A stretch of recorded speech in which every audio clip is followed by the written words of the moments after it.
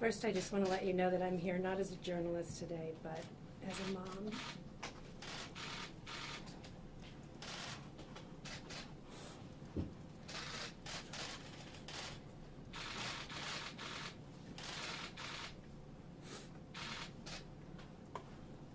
In July 2016, actor Kevin Spacey has sexually assaulted my son.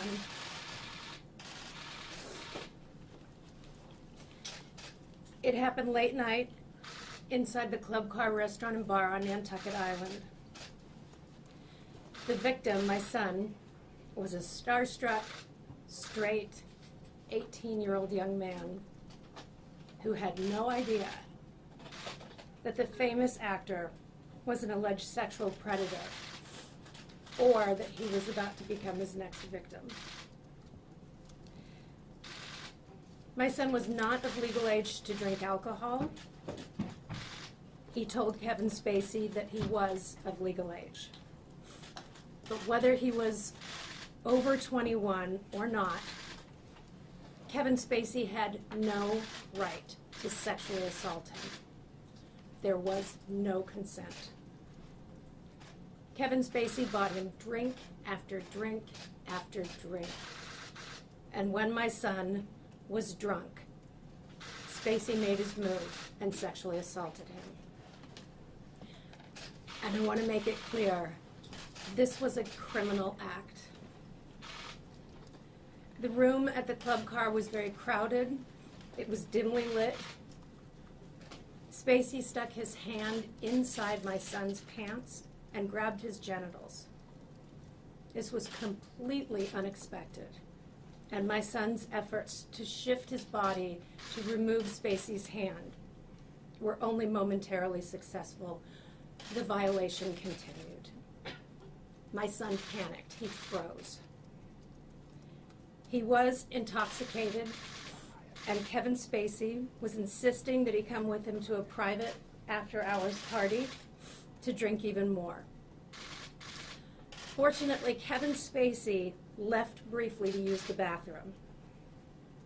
And when he was out of sight, a concerned woman quickly came to my very shaken son's side and asked if he was okay. Obviously, she had seen something, and she knew that he was not. She told him to run, and he did. He ran as fast as he could, all the way to his grandmother's house, where, upset and afraid, he woke his sister, Kyla, and the two of them called me in the middle of the night here at my Boston area home. And the next morning, I joined my family on Nantucket. Nothing could have prepared my son for how that sexual assault would make him feel as a man. It harmed him, and it cannot be undone. Well, he has tried his best to deal with it. As he says, it's always there, and it continues to bother him. All of us have had sleepless nights and tremendous anger and anxiety. Right now, my son is worried, but he's also confident that the time to act is now.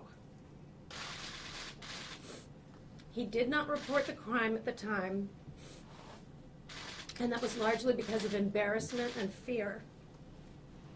He knew the kind of attention that would result from making an accusation about such a public person. I can assure you that this is not the kind of attention anyone wants.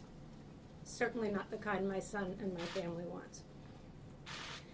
But the climate in this country has changed now, thanks to the brave women and all sexual abuse victims who have come forward with their accusations against Harvey Weinstein and other sexual abusers.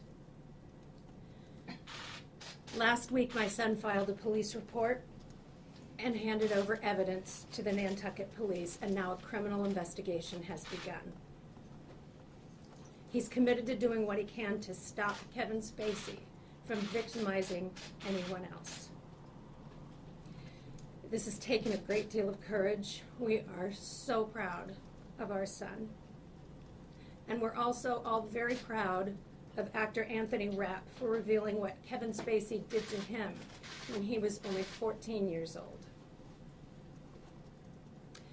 To Kevin Spacey, I want to say this. Shame on you for what you did to my son.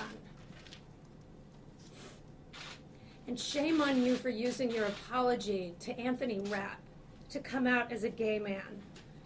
That was an appalling attempt to deflect attention away from what you really are, a sexual predator.